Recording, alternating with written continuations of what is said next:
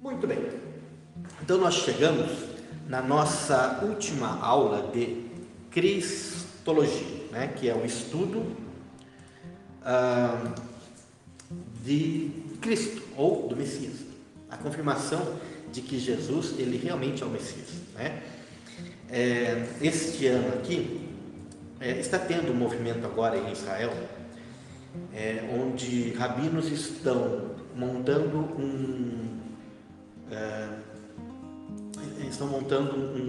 um local onde eles vão conversar a respeito da pessoa de Jesus, do profeta Jesus que houve e que foi morto, né? Para decidir se ele era o Messias ou não. Então está tendo um júri, né? Eles vão fazer um júri e vão colocar e contestar tudo aquilo que aconteceu, pegando fatos históricos que eles têm, porque eles não têm o Novo Testamento, né? E o Novo Testamento para eles não é válido, então eles têm que pegar os fatos históricos e eles têm que contestar com aquilo que são testemunhos e vão entrar num tempo de definir se Jesus, aquele que morreu, ele era o Messias ou não. Mas isso só os judeus que não acreditam em Jesus? Não, com certeza. Ou que Não. são cristãos? Então, participarão judeus que acreditam, mas existe a necessidade do convencimento da nação, né? Então, porque assim, a nação de Israel não tem como cultura ter recebido o Messias, eles ainda aguardam, né? E existe uma profecia em Romanos capítulo 11 que fala exatamente isso, quando eles forem enxertados novamente. E quando eles forem enxertados novamente, porque hoje nós estamos enxertados, né? Mas quando eles forem enxertados novamente, aí todo Israel será salvo, né? É o que o texto fala. Então porque é o último passo que falta para que todo mundo seja realmente evangelizado, né? Agora, se por um lado é uma arrogância você julgar se Jesus foi o Cristo, né? Por outro lado, vai precisar de muita humildade para se reconhecer que eles erraram. E isso é difícil para o judeu, né? Isso, porque eles serão humilhados. Porque perante o mundo eles serão humilhados. Porém, nós estávamos estudando na quinta-feira. O movimento apostólico, o caráter apostólico, ele é a humildade. E sem a humildade você não define um caráter apostólico real, né? Nós vamos falar sobre isso no seminário na semana que vem. E entre muitos assuntos que a gente vai falar. Então, vai ser muito difícil. Mas em si, chegando àquilo que seja uma direção real, correta, de que Cristo realmente foi o Messias, né? Para eles, e para nós realmente ele é o Messias, né? Então as coisas se encaminham, né, para uma coisa muito, né? Então existe arrogância e existe expectativa, né? É isso mesmo. Agora é um tribunal, eu ia falar. A palavra que tinha me faltado era um tribunal. Estão montando um tribunal, né? Um tribunal para Cristo, né? Sendo que nós compareceremos aos tribunais de Cristo, né? Né? Mas é isso. Se for, exatamente. Se for, realmente será, né? Será algo totalmente. Bom, então, mas voltando então, né? Aquilo que seria a nossa última aula hoje. O que a gente vai ver hoje, né? Nós veremos aqui 7 ações sacrificiais que se desencadearam de forma sequencial, resultando na eficiência plena da realização da vontade de Deus, que foi o de resgatar a humanidade para Ele mesmo. Nós sempre falamos, né, que os povos pagãos eles têm os seus deuses, tiveram e têm ainda, né, os seus deuses que exigem sacrifício humano. Então você vê sacrifício de crianças, né, naquilo que seria algo de magia negra, coisas intensas desse lado, né, do ocultismo. Na antiguidade você via as pessoas sacrificadas aos ídolos, as crianças sacrificadas a Moloque, né? E sempre nós falamos, mas o nosso Deus, ele não é um Deus que exige o nosso sacrifício, mas ele se sacrificou por nós. Então a grande diferença que nós temos é que nós não temos um Deus que exige o nosso sacrifício, né? O sacrifício de sangue, porque ele seria ineficiente. O nosso sacrifício de sangue, ele é ineficiente, né? Porque por mais que nós morrêssemos numa cruz, passando todos os martírios que Cristo passou, nós não seríamos, nós ainda assim seríamos pecadores morrendo, E para o sacrifício ter valor, tem que ser um santo morrendo, né? E só ele foi santo. Então, mas nós falamos, então ele é o nosso sacrifício. Só que ele não foi um sacrifício. Nós conseguimos identificar 7 níveis de sacrifícios e algo extremamente intenso, aquilo que o Senhor fez, né? E foi uma crescente. Então, a partir do momento que o primeiro sacrifício que ele vai fazer acontece, começa a se desencadear uma sequência de coisas que só vão piorando a situação dele, né? E ele vai passando por situações cada vez piores até que ele chega ao extremo e à morte, né? E uma morte horrível. E depois, com o poder do Espírito Santo, Deus usando, ali do poder do Espírito Santo para ressuscitá-lo, ele ressurreto, ele ainda não volta ao estado original. E é como uma pessoa que, embora o Senhor esteja sustentando, ainda não recebeu aquilo que é o que gostaria de ter, né? Então ele ainda está sacrificando hoje. É isso que a gente vai ver. São 7, movimentos de sacrifícios, e existe um sacrifício atuante hoje entre nós, né? Da parte do nosso Senhor. Muito bem. Então, o primeiro sacrifício, que acontece, o Filho se separa da natureza divina com o Pai e se torna humano. Então nós temos esse texto em Filipenses e temos um texto em João 5,7 para nós analisarmos. Então, Filipenses capítulo 2, versículos do 5 ao 7, ele nos fala assim. É um texto que a gente conhece, a gente canta, esse texto. Depois que o Fernandinho fez a música, diz assim: tende em vós o mesmo sentimento que houve também em Cristo Jesus, o qual, tendo plenamente a natureza de Deus, não reivindicou o ser igual a Deus, mas, pelo contrário, esvaziou-se de si mesmo, assumindo plenamente a forma de servo e tornando-se semelhante aos seres humanos ou aos homens. Então aqui é assim. Primeiro, nós falamos aqui, Jesus é o maior modelo de autonegação, de abnegação, daquilo que seria algo que ele tinha, que era fantástico e correto, mas que ele abre mão para cumprir a vontade do Pai, para fazer aquilo que o Pai desejou, Então, não existe nenhum outro Deus ou pessoa, o que quer que seja, que tenha tido um amor pela humanidade tão grande como o dele, E não adianta, pode trazer as personagens que forem, com as suas histórias fantásticas, mas são histórias de pessoas pecadoras, e pessoas que viveram as suas vidas como nós vivemos. Assim como o próprio Jesus viveu a vida como nós vivemos, mas ele não precisava, e ele não tinha nenhum motivo de necessidade de vir aqui para fazer alguma coisa, para se tornar um Deus, porque ele já era Deus. Então ele não precisava vir aqui, E aí, então, ele fez aquilo que era a vontade do Pai, de nos levar de volta para o Pai. E só tinha uma forma de levar-nos de volta para o Pai. Por quê? Porque, durante todas as aulas de Cristologia ali a gente viu, então nós vimos que teve o pecado de Satanás, e foi um pecado totalmente voluntário, não existiu nem demônios e nem pecado, quando o anjo Lúcifer peca, E aí depois aqui, em relação aos homens, o homem também estava no paraíso e ele não pecava, ele obedecia ao Pai, mas ele foi influenciado de uma forma externa e enganado para que ali então ele errasse, para que o homem e a mulher pecassem. Houve um agente externo.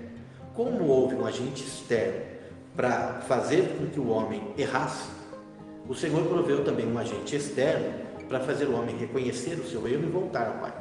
Então, se pela ação de Satanás sobre Adão, o homem herda aquilo que é a morte, através da ação de Cristo, através da ação ali de Deus em Cristo Jesus, nós somos resgatados de volta ao Pai. Então, o plano. O Senhor nunca perdeu o controle, embora não tenha sido a escolha dele fazer isso. As pessoas confundem aquilo que é a vontade de Deus, com aquilo que é a permissão de Deus, com aquilo que é a vontade de Deus, E então, como de Deus não procede o mal, e essa vida, por melhor que seja, a gente tem dificuldades, a gente tem desavenças, a gente tem momentos de tristeza, dor e choro, e de Deus não procede o mal, como é que Deus iria querer que o homem estivesse nessa situação? O errar de Adão, ele não foi planejado por Deus. Ou então a gente tira da Bíblia que de Deus não provém o mal, né? Porque por melhor que seja essa vida, temos dificuldades, né? Bom, e aqui, né, é interessante porque nesse texto também a gente identifica as naturezas, né? A primeira natureza, ele sendo, né, ele fala, tendo plenamente a natureza de Deus.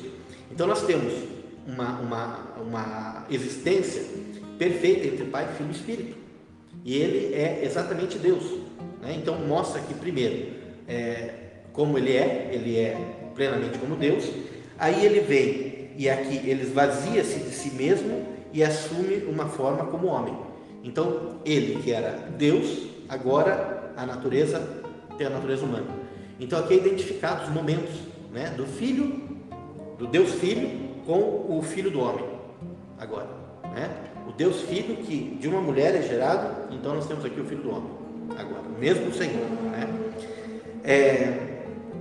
Aqui inicia-se aqui a quebra da maldição iniciada através de Adão. O primeiro Adão desejou ser como Deus, né? O segundo Adão, Jesus, resolveu escolher a humilhação. E aquilo que seduziu Lúcifer foi exatamente o querer a glória de Deus para ele, e ele desejou ser como Deus, né? Ele desejou assentar-se acima do Senhor, né? O texto lá em Jeremias nos fala isso. E ele vem com o mesmo sentimento que ele teve, ele jogou no coração de Eva e no coração de Adão, né? Que é desejar ser como Deus. Ele desejou ser como Deus. E aí no texto de Gênesis capítulo 3 ali, né? Capítulo 2, a gente vê ele falando não, né? Vocês serão como Deus, né? Então se vocês comerem do fruto, vocês serão como Deus.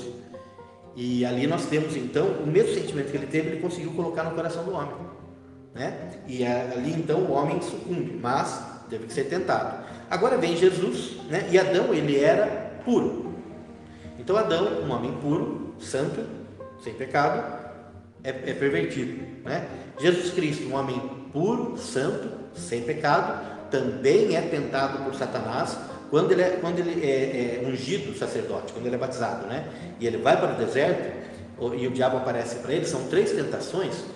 Da mesma forma, assim como a tentação para Eva foi a mesma tentação de Lúcifer, que é a concupiscência da carne, a concupiscência dos olhos e a soberba da vida, né? Então esses 3 pilares do pecado foi o que entraram no coração de Lúcifer. Esses 3 pilares estão ali quando em Gênesis 3:6, né? A mulher viu o fruto que era bom para comer, agradável, bom para comer, agradável aos olhos e perfeito para dar entendimento, né? A concupiscência da carne, a concupiscência dos olhos, a soberba da vida.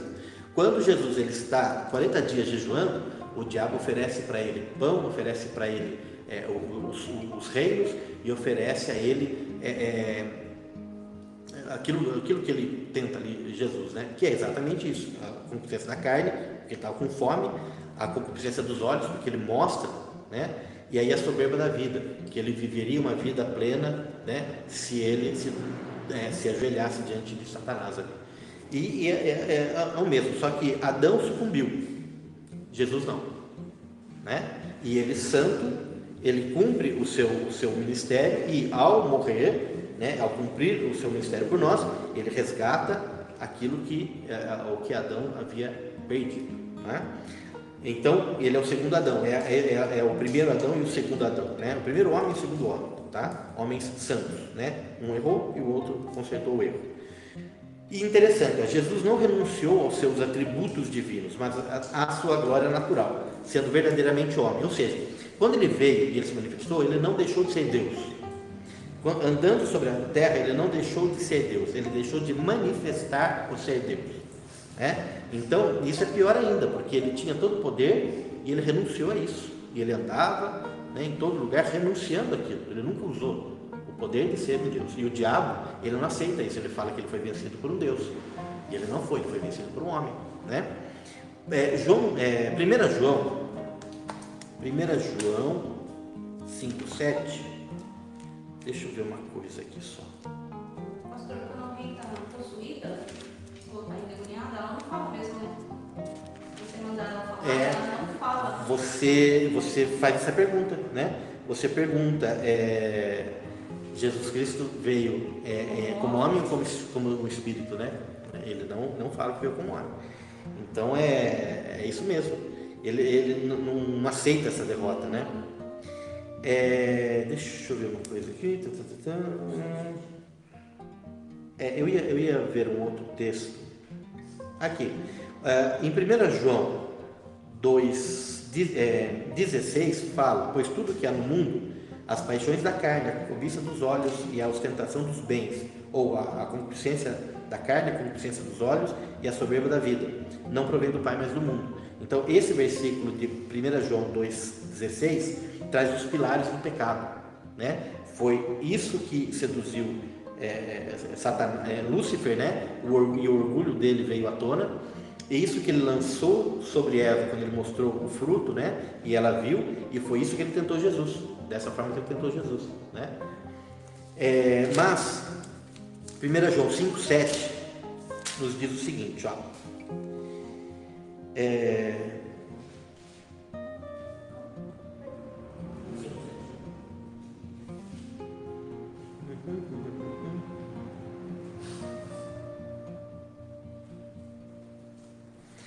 que aqui na minha Bíblia não está incluído. Assim há três que proclamam o testemunho: o Espírito, a água e o sangue, e há plena concordância entre os três. Só que que essa versão aqui é uma versão mais antiga. Vocês têm a versão que fala três que testificam no céu: o Pai, a Palavra e o Espírito? Na sua versão está assim? Como que está? Porque três são os que testificam no céu: o Pai, a Palavra e o Espírito Santo, e esses três são. Isso. E aí continua o versículo como eu li, né? E assim há três que também testificam na terra daí, né? Que seria o Espírito, a água e o sangue. Então, que esse texto foi inserido depois na correção, né?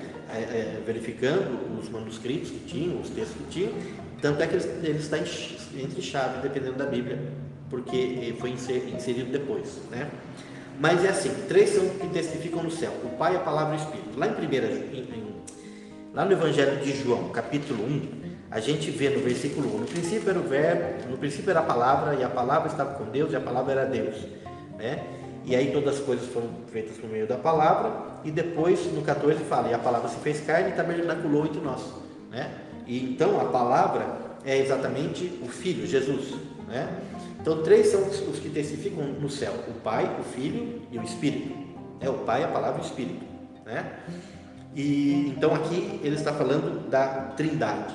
O judeu não entende, não aceita e nunca entendeu essa questão. Eles entendem a plenitude de Deus. Eles entendem Deus e entendem Deus pleno, um Deus acima de um Deus, de uma definição normal de Deus, uma pluralidade em relação a Deus, tá? Mas eles não entendem o Pai, o Filho e o Espírito. Isso não foi revelado a eles, né? E aqui nós temos três são que testificam no céu: o Pai, a Palavra e o Espírito, né? Sem falar que Jesus fala, né, do Pai, fala do Espírito, né? E então aqui é importante a gente entender que nós não temos uma crença politeísta de acreditar em três deuses. Não seria isso, né? É um único Deus, e esse Deus ele é formado por três pessoas que se separam, mas não se dividem. E isso não existe no mundo físico. Eu estava comentando com a minha filha, e aí ela pegou e falou assim: pai, então é como se fosse 1 ao cubo. Eu falei: se você fosse definir matematicamente, seria 1 ao cubo, porque 1 ao cubo dá 1. Você tem o 3 aqui, mas é 1, né? Então seria mais ou menos isso, né? 1 ao cubo. Ele faz uma comparação com o Sol. Isso. É como se o Sol é o elemento que está lá, e ele tem o calor e a luz, né? Então você identifica ele, você sente e você vê, né? Mas você sem ter o elemento não tem nem calor e nem luz. Sem ter a luz você não enxerga, né? E sem ter o calor você não sente. Mas essas três coisas fazem parte de uma só, né? É como um gelo também esquentando numa chapa quente, né? Aquilo começa a derreter, começa a evaporar, mas tudo isso é a mesma água, né? É que a gente não tem, então para a gente é difícil entender a Trindade, mas, né, seria essa questão. Nós não somos politeístas, não somos dualistas também, porque existe uma vertente que fala na questão do dualismo, do Deus Pai e do Deus Filho, né, e ignora o Espírito Santo. Existem os unicistas. Os unicistas é assim, é Pai, aí muda a forma para Filho, aí muda a forma para Espírito. Então é Pai, aí ele deixou de ser Pai para vir como Filho, e ele precisou ir para vir como Espírito. E aí é assim, nós entendemos essa plenitude porque quando Jesus estava ali se batizando, ou sendo ungido sacerdote, né, ele estava ali, o Espírito Santo desce, a forma corpórea de uma pomba, e o Pai fala: esse é meu filho amado, em quem tenho prazer. Ali estão os três, né, ao mesmo tempo. E hoje, né, o que acontece? Nós temos o Pai assentado no céu, do seu alto e sublime trono, à destra dele o Filho, e o Espírito entre nós, mas o mesmo Espírito entre nós e em Cristo, porque Cristo, ele ainda é um homem com corpo glorificado. Então o mesmo Espírito que faz com que o cabeça ele possa pensar todas as coisas, é o que faz o corpo agir em todas as coisas, né? Então é uma força perfeita de um corpo, né, com a cabeça e o corpo, que é a igreja, tá?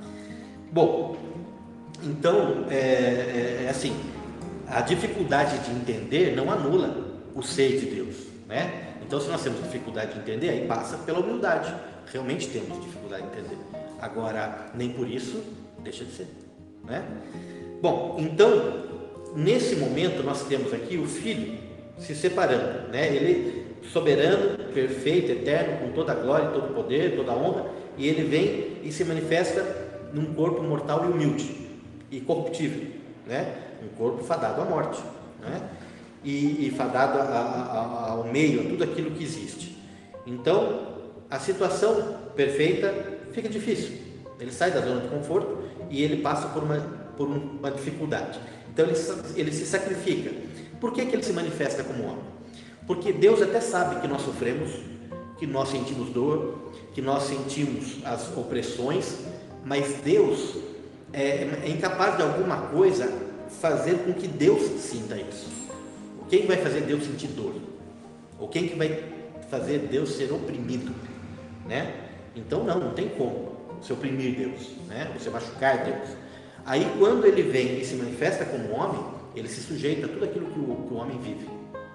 Por quê? Porque lá no Éden o homem se sujeitou a uma tentação e perdeu. Então ele vai passar por várias coisas, inclusive pela tentação, mas ele vai vencer todas as coisas. E ele vai resgatar não apenas aquilo que foi a tentação, o pecado da tentação, ele ter sucumbido, mas toda a dificuldade e sofrimento dos homens, que foi resultante disso. E ele vai inverter essa situação nele, né? Então, ele faz essa separação. E esse é um sacrifício radical. Esse é algo que somente um Deus que nos ama, né? Ele fez, porque ele não precisava, e ele veio sofrer. Quando ele fez isso, ele já passou a sofrer, né? Por mais que nós falamos, olha, tá certo, José, Jesus nasceu ali numa manjedoura, mas não é que José não tinha dinheiro, é que não tinha hospedaria, né? Não tinha local. Então José tinha ali seu dinheiro, sim, ele tinha uma condição de vida, mas ele nasceu ali entre os animais, né? Andando numa jumenta recém-nascido, né? No colo da mãe, e fugindo para o Egito. Então não foi tranquilo, né? Teve as dificuldades, né? Passou ali por situações difíceis. Não foi como um filho do faraó que desde que nasce tem 300 pessoas para cuidar, nunca abre uma porta, né? Nunca põe uma comida na boca, sempre são as pessoas fazendo nada disso. Ele veio aqui e passou por dificuldades, né? Então esse primeiro sacrifício do Senhor por nós. Só que a coisa agora ela vai começar a piorar, né? Em estando como um homem, ele se sujeita às dificuldades da carne, o de ser um homem, e se deixa ser tentado, como nós falamos. Então, Mateus 4:2, nós temos ali a questão de que Jesus ele teve fome, né? Então, Mateus 4:2, nós temos depois de jejuar 40 dias e 40 noites, ele teve fome, não é? Então, quem tem fome? Deus não tem fome. Então, ele foi um homem, né, que teve fome. Durante o tempo de jejum dele, ele sempre se nutria com o mínimo necessário de água e de um nutriente para o corpo sobreviver, porque senão ele seria Deus. Porque um corpo não sobrevive 40 dias sem água e nem 40 dias sem comida, somente com o poder de ser um Deus, né? Então, o jejum que os judeus fazem jejum constantemente, eles fazem um jejum intermitente, né, do pôr do sol até as 9 da manhã, no sábado até meio-dia. Mas esse jejum aqui de 40 dias é só num pequeno período do dia, né, do mínimo de nutriente, o mínimo de hidratação. Só isso, tá? Só para manter, não para saciar, tá? Bom, então ele teve fome. Na cruz, né, João 19, 28. João 19, 28. Ele... Mais tarde, sabendo Jesus que tudo já estava concluindo, para que a Escritura se cumprisse, disse: eu tenho sede, né? E ele pediu ali, né? Falou que estava com sede. Então, também o corpo desidratado, o corpo humano desidratado tem sede. Deus não tem sede, né? Mesmo João, no capítulo 4, versículo 6, quando ele encontra com a samaritana, né, no poço, então, no versículo 6 fala assim: havia ali a fonte de Jacó. Jesus, todavia, cansado da viagem, sentou-se à beira do poço, tá? Então, cansado da viagem. Então, ele não era um ser que nos cansava, que passava de um lado para o outro, né, sendo levado do nada. Não, caminhou, andou, né? Na morte de Lázaro, vendo o sofrimento das irmãs, no capítulo 11 de João, versículo 35, nós temos o segundo menor versículo da Bíblia, né? Jesus chorou. Por quê? Porque ele se compadeceu, né, das irmãs que ficaram ali, sem ter um pai, sem ter um irmão, sem ter um marido sobre elas, e elas estavam sozinhas. Então, a mulher, sem uma cobertura de um homem naquela época, elas estavam fadadas a ser nada, né? E aí o Senhor se compadeceu, ele chorou, né? E agora, quem é que chora? A gente chora quando a gente se entristece. Ué, mas Jesus não tinha o controle de tudo? Com certeza, né? Ele sempre era centrado, ele era uma pessoa que sabia que Deus ele iria prover aquilo que seria a necessidade deles. Tanto é que quando vai ressuscitar Lázaro, ele fala: Pai, obrigado porque o Senhor me ouviu. Aliás, o Senhor sempre me ouve. Ou seja, ele tinha intercedido pelo Pai, sabendo que o Pai iria ressuscitar Lázaro, porque ele havia pedido já, né? Então, mas ele chora por ver aquela situação. Isso é uma emoção humana, né? Já falando sobre o sumo sacerdócio em Hebreus, né? Hebreus 4:15, ele fala que não temos um sumo sacerdote que não seja capaz de compadecer-se das nossas fraquezas, mas temos o sacerdote supremo que a nossa semelhança foi tentado de todas as formas, porém sem pecado algum. Ou seja, ele, como o nosso Senhor, como sumo sacerdote, como homem, ele recebeu as tentações para reagir à situação de uma forma divina. Não preciso passar por isso, não preciso passar por isso. E se ele reivindicasse aquilo que ele era, o ser Deus, para resolver aquela situação, aquilo anularia o ministério dele, né? Então, ele fala, quando Filipe fala: mostra-nos o Pai, né? Ele fala: filho, há tanto tempo eu estou convosco e ainda não me conheces. As palavras que eu falo, eu não falo de mim mesmo, mas o Pai que está em mim é que faz as obras. Ou seja, Jesus, ele abdicou de emanar poder dele, fluiu o poder dele, não saiu o poder dele, fluiu o poder dele. Ele só foi canal, ele não foi a fonte, sendo que ele poderia ser a fonte, mas ele foi só o canal, né? Bom, então, além das dificuldades de um corpo corruptível, frágil, mortal, sujeito às ações do tempo, o Senhor experimentou o pleno poder da tentação, o que o leva ainda mais a ter um entendimento intenso das aflições e necessidades humanas.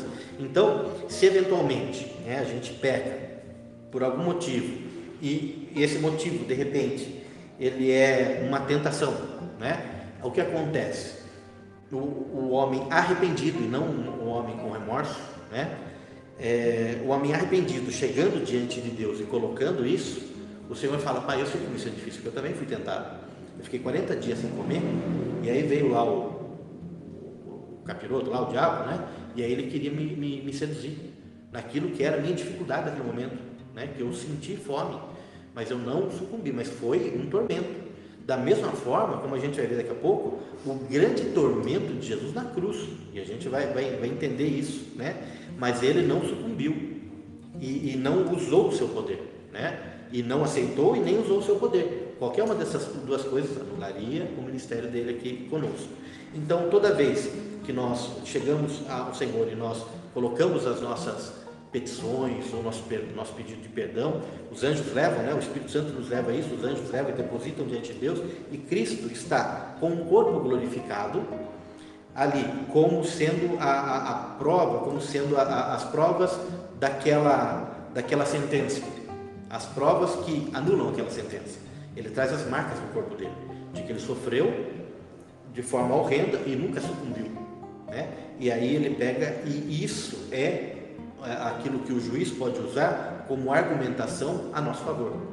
Então ele ainda se mantém dessa forma para ser a prova da nossa sentença favorável, né? Além de ser o nosso advogado, ele também é o advogado, né?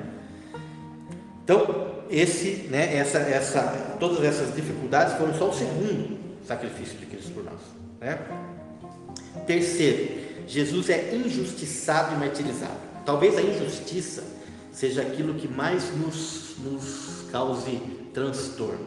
Alguém falar que a gente fez o que a gente não fez, né? Ou a gente falar que a gente não fez aquilo que a gente fez com tanto, né, zelo. E essa injustiça, ela é complicada. Só que inventaram as injustiças em relação a Jesus. E essa injustiça o levaram a ser martirizado por ela, tá? Então, Isaías 52, 14 nos fala: assim como muitas pessoas ficaram pasmadas à vista dele, tão desfigurado estava o seu aspecto como um homem, nem parecia um ser humano. Então ele ficou tão desfigurado, o semblante dele, né? Já não tinha a alegria, já não tinha a beleza, né? Não tinha o olhar de amor. Tinha ali uma pessoa que estava sentindo e aguentando aquilo que precisava ser aguentado, né? Que precisava ser levado. Então ele estava desfigurado na injustiça que estavam fazendo com ele e o martírio que estavam mostrando a ele, né? No 53, do 3 ao 5, fala: pelo contrário, ele foi desprezado e rejeitado pelos homens, viveu como um homem de dores, experienciou todo o sofrimento, caminhou como alguém de quem os seus semelhantes escondem o rosto, foi menosprezado e nós não demos à sua pessoa importância alguma, e no entanto suas dores eram as nossas próprias enfermidades que ele carregava em seu ser, sobre seu corpo levou todas as nossas doenças. Contudo nós o julgamos culpado e castigado por Deus, pela mão de Deus ferido e torturado, mas de fato ele foi transpassado por causa das nossas culpas e transgressões, foi esmagado por conta das nossas iniquidades. O castigo que nos traz a paz caiu todo sobre ele, e mediante as suas feridas nós somos curados. Então, aquilo que era no fato de ele, a partir do momento em que a sentença foi dada e ele foi chicoteado, né? E aquele chicote, as pessoas falam com as pontas que tinham, com aqueles ferros, aquele aço cortante, né? E imundo, que arranca pedaços de carne. Aquilo já, a carne começando a inflamar, e ele ficando com febre, e aquilo, né? Um quartinho que inflama, se encosta, dói, e ele estava com a costa inteira dele, toda inflamada, né? E ele com febre ali por causa daquilo, a coroa de espinho na cabeça, inchando a cabeça dele também, né? E ainda bateram com uma cana para enfiar mesmo os espinhos na cabeça dele, e ele sendo Deus, ele poderia nessa hora fazer qualquer coisa, ele não fez. Aí se é nós, né? Se fôssemos nós, já não tinha salvação para a humanidade, não é isso? Sinceramente é isso. Se fôssemos nós, já pulverizava lá todos e acabou. Mas aí nós não tínhamos chance, e ele sabia disso, né? Então, mas isso ele foi ficando desfigurado, e as pessoas olhando e falando: olha como Deus está culpando ele desses erros que ele cometeu, né? Então, né, foi cruel, né?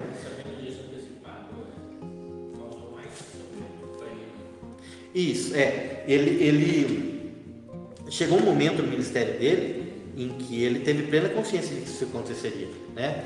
E aí, ele já estava sofrendo antes de acontecer. Ele já tinha o peso sobre ele. isso. E é aquilo de se convencer mesmo, né? É aquilo de levar Isaac para ser morto, se convencendo de que algo bom vai acontecer, mas o destino é a morte, né? E ali não aconteceu com Isaac aquilo que aconteceu com ele, né? Porque ele foi o cordeiro proporcionado que morreu no lugar de Isaac, né?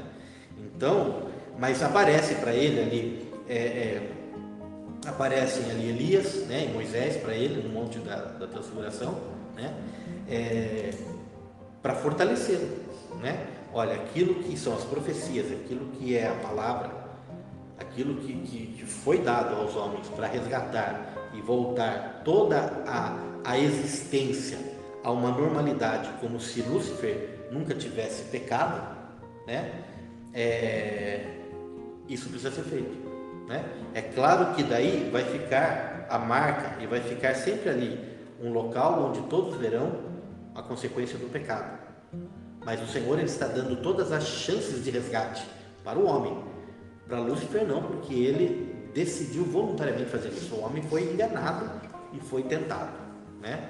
E aí quando tudo se cumprir, não tem como você justificar o que Lúcifer fez, né?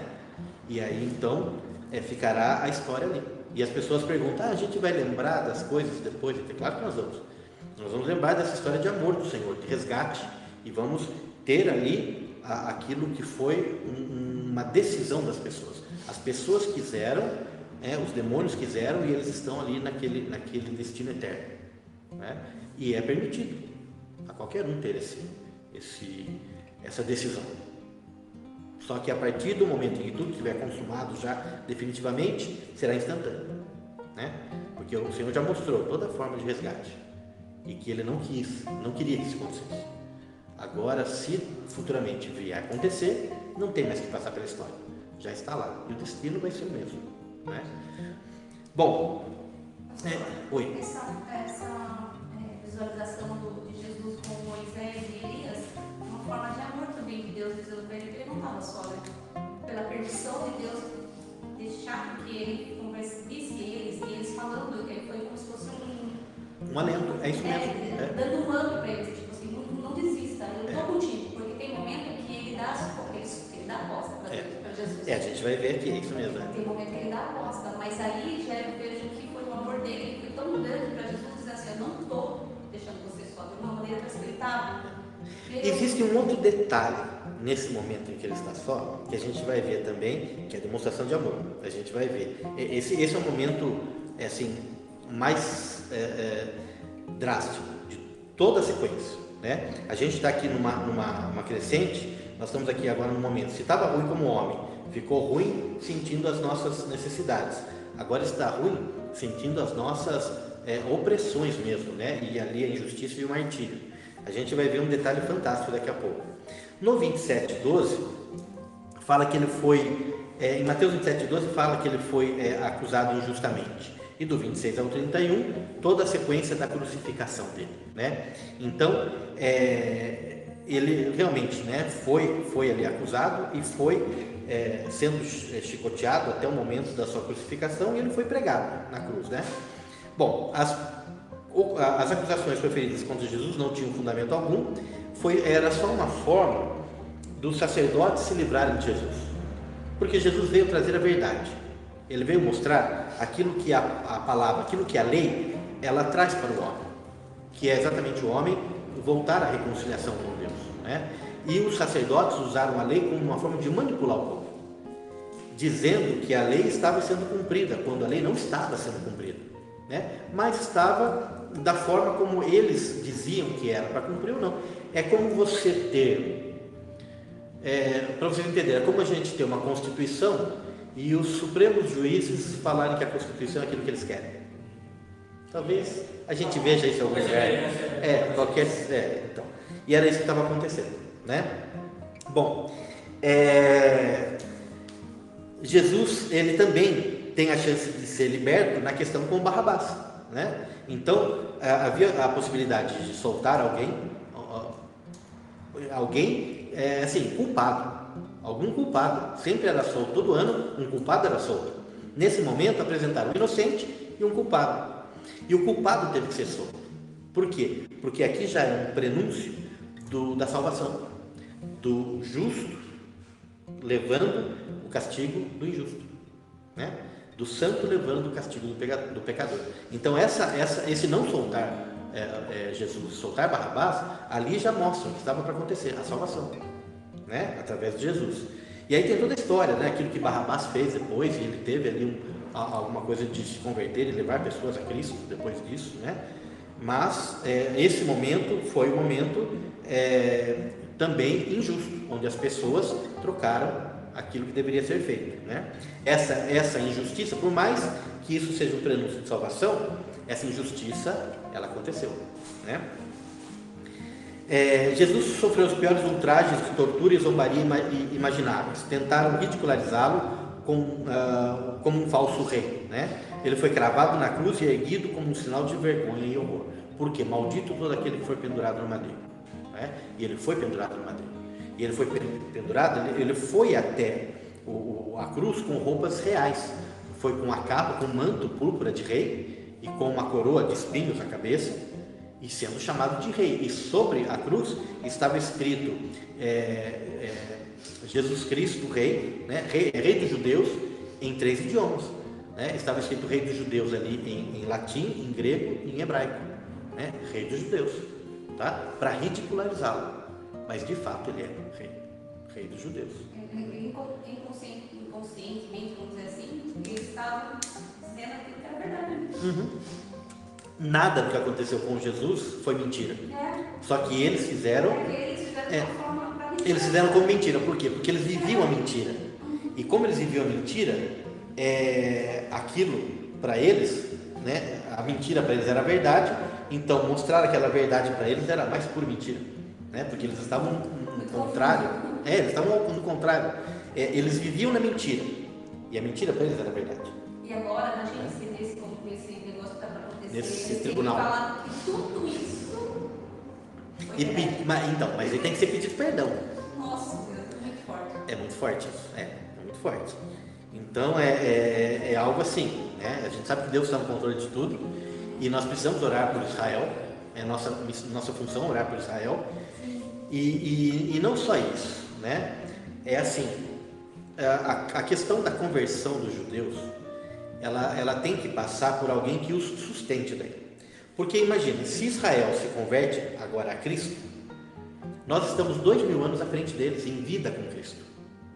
E eles nunca tiveram vida com Cristo. Então a igreja precisa sustentá-los. Por quê? Porque todas as dificuldades que o viver Cristo aconteceram e a humanidade passou para chegar até agora, eles vão experimentar, né? É claro que daí em aceitar Jesus Cristo, o Espírito Santo está ali sobre eles, né?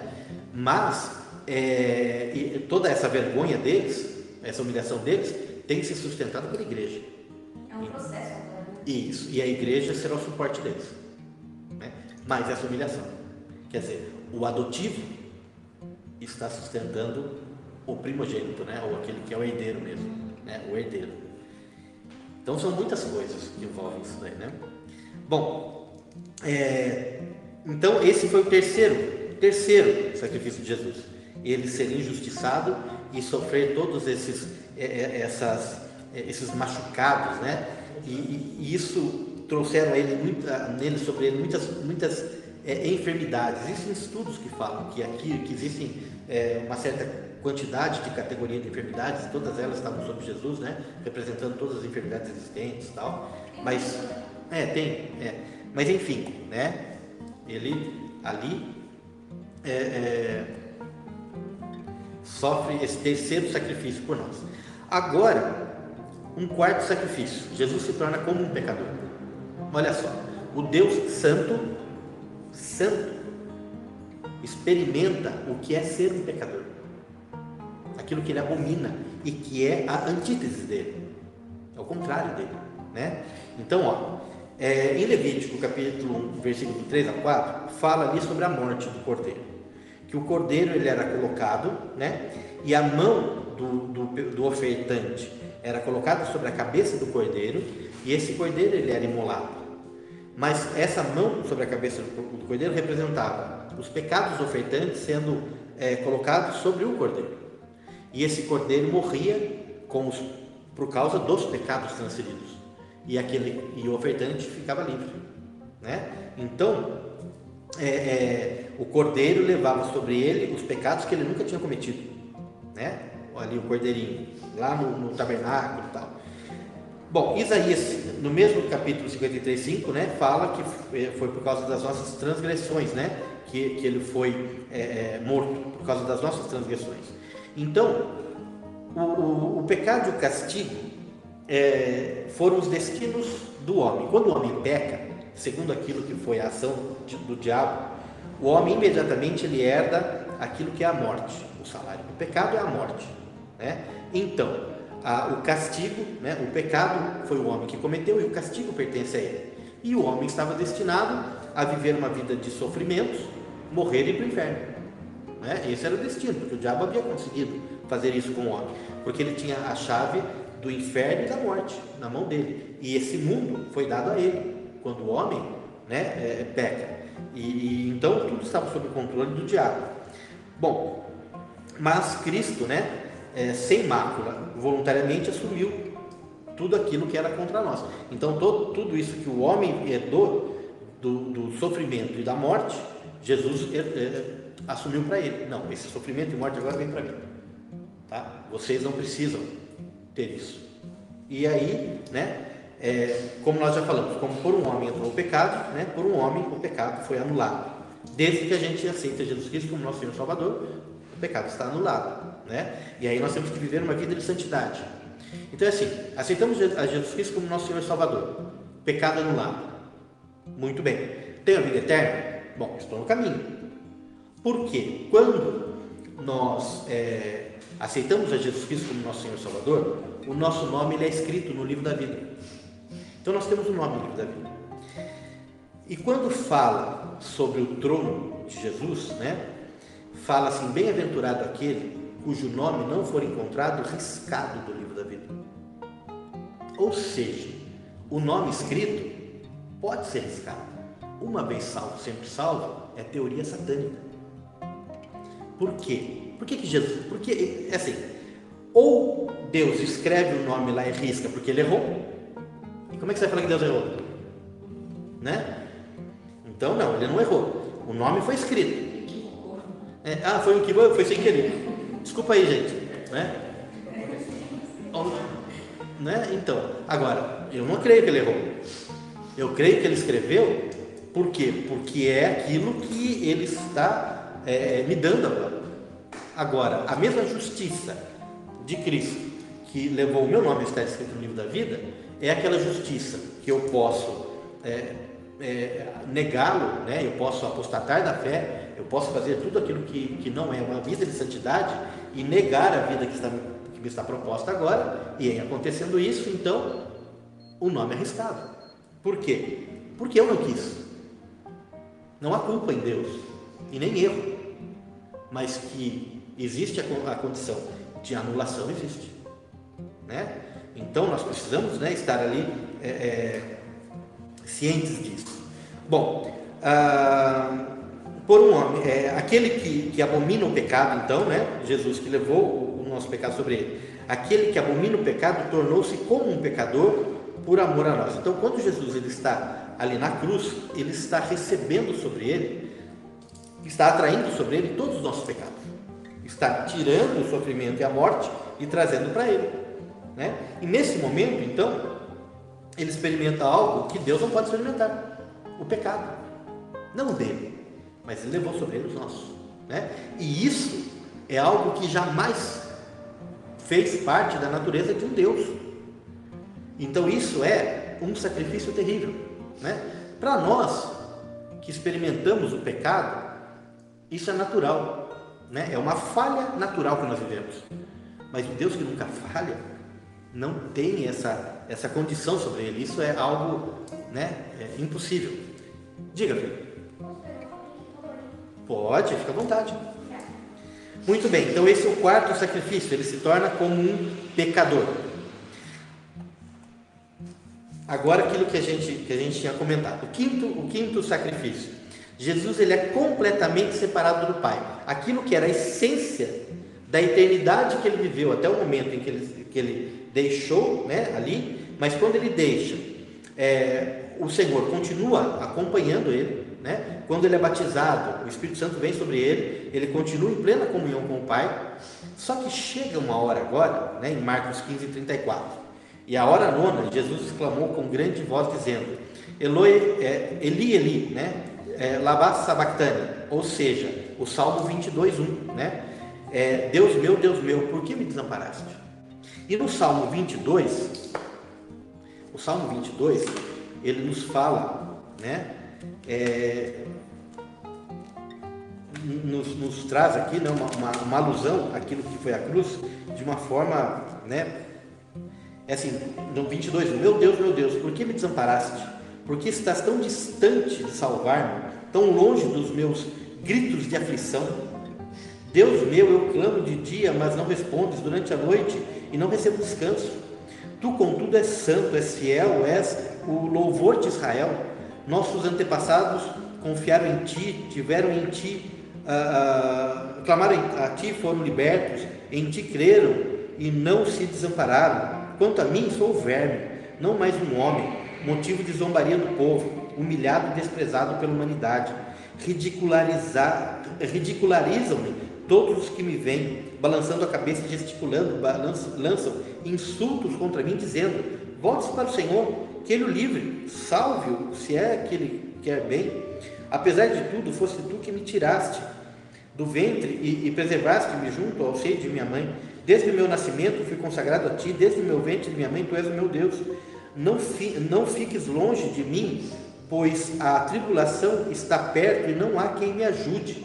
E olha que interessante, muitos bois selvagens me rodeiam como touros, os poderosos de Bazã me cercam, rugem como leões ferozes e escancaram a boca contra mim. Então o que está acontecendo? No 16, uma multidão de cães me cercou, um bando de malfeitores me envolveu. O que significa isso? Significa que Jesus está lá na cruz e os demônios estão vindo contra ele, né? Os demônios estão vindo e ele está vendo ali, os demônios estão se lançando contra ele com gargalhadas e com cara de desafio, se lançam contra ele, se desviam e se lançam intensamente como os touros na arena contra as pessoas, né? E aí ele está vendo aquilo, ele está sendo atormentado nessa hora. Jesus está sendo atormentado pelos demônios, dizendo a ele, né, que ele não era nada, que ele havia perdido, que ele estava morrendo.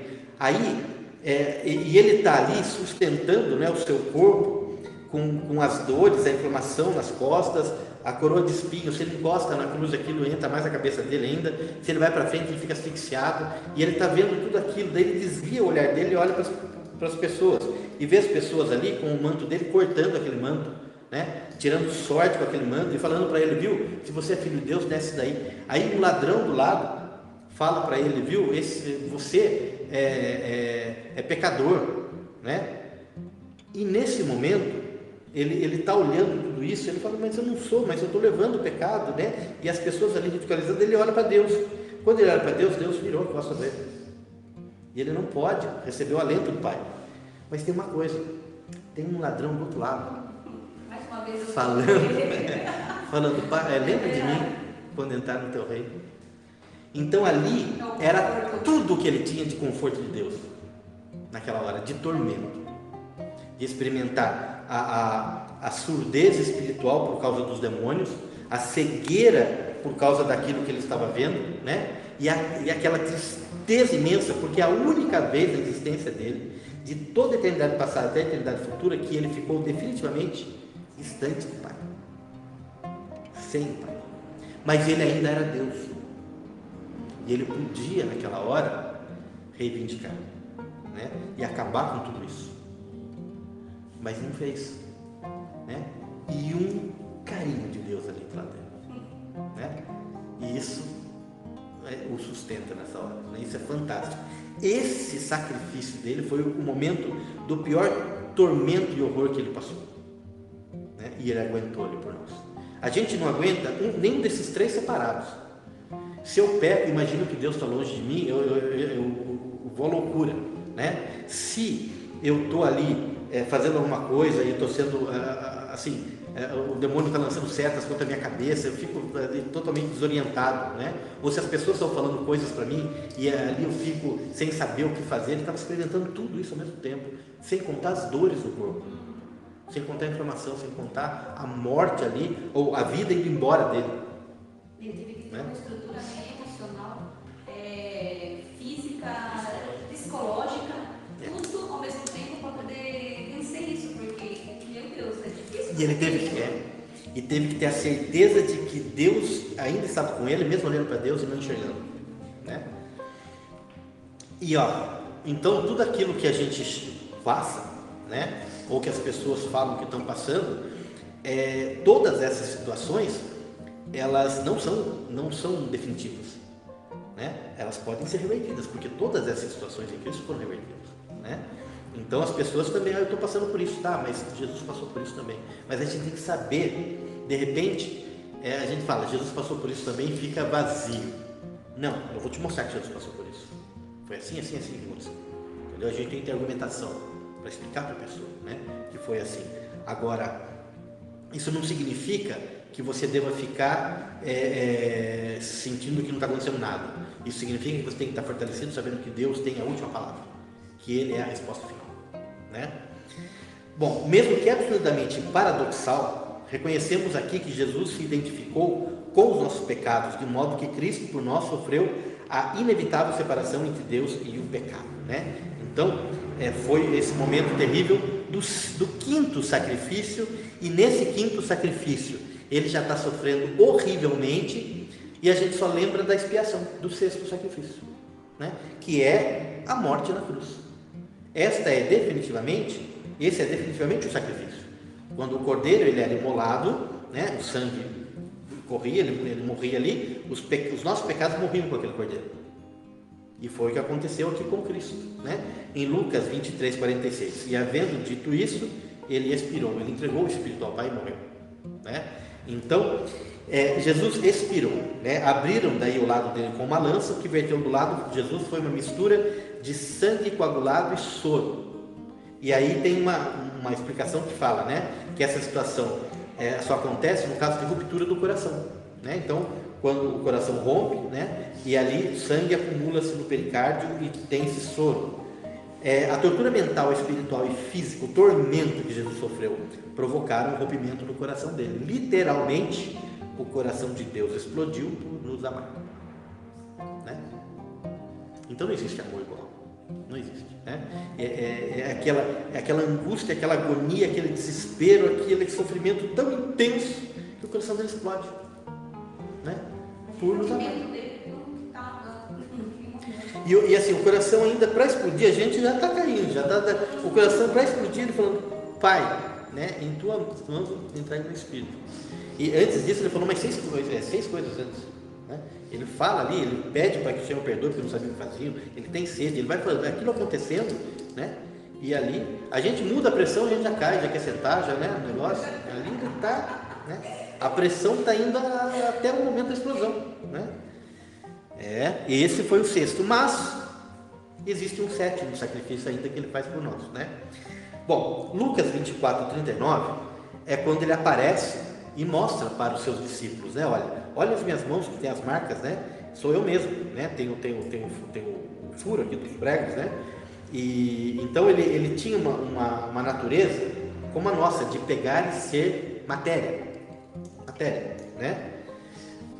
João 20, do 26 ao 27, eles estavam no cenáculo, estavam todos com medo porque haviam matado Jesus, agora vão vir para cima de nós. Nesse momento, fala que ele entra, as portas estavam fechadas, ele entra com as portas fechadas.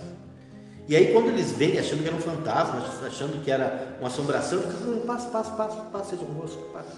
Né? E quando ele fala isso, aí eles olham para ele e veem que é Jesus. Só que assim, para passar pela porta fechada, já não pode ser matéria. Então, a mudança de estado na matéria, que nós não conhecemos no mundo físico, muda daquilo que é o não matéria para matéria, mantendo a mesma pessoa, né? Isso não existe, não dá, o mundo físico não tem, mas ele era, mostrando como será o nosso corpo glorificado, né? E ele foi assunto, né? Elevado aos céus, flutuou, né? Então nós não flutuamos, né? Eu com meus quilinhos, menos ainda, né, que flutuo, mas então, e só que quando ele está sendo elevado aos céus, né, aparecem ali os 2 anjos, né, tal, e falam, viu, por que vocês estão olhando para o céu? Esse Senhor que vocês viram, ele virá da forma como vocês o viram, né? Da mesma forma como ele foi, ele vai voltar. Ou seja, ele não voltou a ser Deus, na essência espiritual de ser Deus. Todo o poder lhe foi dado no céu e na terra. Então, o Senhor, ele é adorado, né? Jesus é adorado como sendo Deus, e nós não adoramos vários deuses, mas ele e o Pai são um, então nós o adoramos como sendo Deus. Mas ele está com o corpo glorificado à direita do Pai, ele ainda não voltou à essência, pelos motivos que nós falamos, né? Tá? O corpo ressurreto de Cristo tinha a aparência do corpo anterior, né? As marcas do cravo, da lança continuaram, era composto de ossos e carne, porém com capacidade de mudança. Ele atravessou as portas fechadas. Bom, essa condição se mantém até a sua volta, pelos motivos que nós falamos aqui, de ser a prova, né? De ser ali a nossa justificação também, porque ele levou no corpo dele, mas manterá até a sua volta para que possamos reconhecê-lo quando ele voltar, né? Então nós o reconheceremos quando ele voltar, e nos dá certeza que nós sabemos reconhecer os nossos que foram. Então nós vamos reconhecer os nossos amados que foram, né? Que já morreram, e quando ressuscitar vão ter o seu corpo. Existem coisas que nós falamos que a gente não tem resposta, né? Eu vou ressuscitar com a idade que eu morri. E se eu vou ressuscitar com a idade que eu morri, então se eu morrer, sei lá, com 70 anos, então eu vou ressuscitar com a aparência de 70 anos, então todas as crianças e bebês vão ser bebês, e vai ter ministério infantil lá no céu, né? Então a gente não sabe, né, com que idade, de que forma nós estaremos ali ressuscitando. Mas no caso que eu perdi a minha bebê, é no feto. Então, é isso que eu estou falando. Ele vai ressuscitar como feto? Eu acho que vai ter deve que seja uma idade assim. Então, e assim, nós não sabemos, podem acontecer coisas maravilhosas, pode acontecer o fato de essa bebê ser dada a você para você criá-la, como a bebê que você não criou, né? E isso é fantástico da parte do Senhor, né? Agora, nós não sabemos, mas essa criança vai ressuscitar, e aí a nossa força é nós ressuscitarmos, porque nós queremos estar com eles também, além de tudo, né? Nós queremos estar com os nossos amados, aqueles que já foram, aqueles que irão depois de nós estaremos, né? E por isso será, só de entrada, só de tirar gosto, 7 anos de festa, né? As bodas do Cordeiro, só de tirar gosto, 7 anos, a gente vai ter uma eternidade toda para ver, né? Então começa e inaugura com uma festa. Então, olha que fantástico, né? Hoje ainda, então, o Senhor, ele não volta à essência de ser um com o Pai, porque nós ainda precisamos que ele nos justifique do lado do Senhor, né? Quando as nossas petições forem colocadas ali, e ele ainda está fazendo o seu último sacrifício por nós. E no ministério apostólico nós entendemos que o sacrifício se relaciona com o sacrifício, que nós também temos os nossos sacrifícios, não esse de morte de cruz, a não ser que seja um país aí que persegue cristãos, né? Aí isso realmente pode acontecer, mas todos nós temos os nossos sacrifícios. Estar aqui hoje à noite, por exemplo, é um pequeno sacrifício, né? Nos prepararmos para ir viajar, para levar a palavra, é um sacrifício. Sairmos da nossa casa para fazer alguma coisa é um sacrifício. Estarmos sofrendo, talvez o nosso trabalho ainda assim aguentar e não responder e levar aquilo de uma forma a se conseguir passar por aquilo até que se prove as coisas que precisam ser provadas, são um sacrifício, porque as pessoas só veem Deus quando olham para nós. Então nós temos que mostrar Deus, e o Deus que nós vamos mostrar é um Deus de sacrifício. Quando nós através do nosso sacrifício mostramos Deus. O sacrifício da cruz, ele tem poder através de nós. O sacrifício da cruz é um sacrifício de salvação, né? É um sacrifício que impacta as pessoas para a salvação. Então, qualquer sacrifício que a gente faça, esse sacrifício, ele ativa o sacrifício da cruz em nós. E aí esse sacrifício flui através de nós e a pessoa é impactada com a salvação, mesmo sem saber, né? Essa pessoa, ela vai sendo direcionada pelo Espírito Santo ali, para que ela consiga enxergar aquilo que a gente vive e ela venha querer aquilo que a gente vive, né? Bom, então aqui nós temos, né, nessa última aula, os 7 sacrifícios que o Senhor ele fez e ainda faz por nós. E não existe nada que desabone o nosso Senhor, e nada que a gente possa reivindicar ou querer que Ele não tenha pago, né? Ou que Ele tenha deixado de fazer ou desejar. Não existe nada disso. Sacrifício pleno do Senhor, não somente um, mas muitos, 7 níveis aqui, né? Então a gente tem que olhar para isso com o olhar de filho, o olhar do filho que olha para o pai e entende que o pai fez tudo por ele, e nós temos que fazer o mínimo para o pai. O mínimo a gente tem que fazer, mas o nosso coração nos leva a fazer mais, né? E isso agrada ao pai, ok?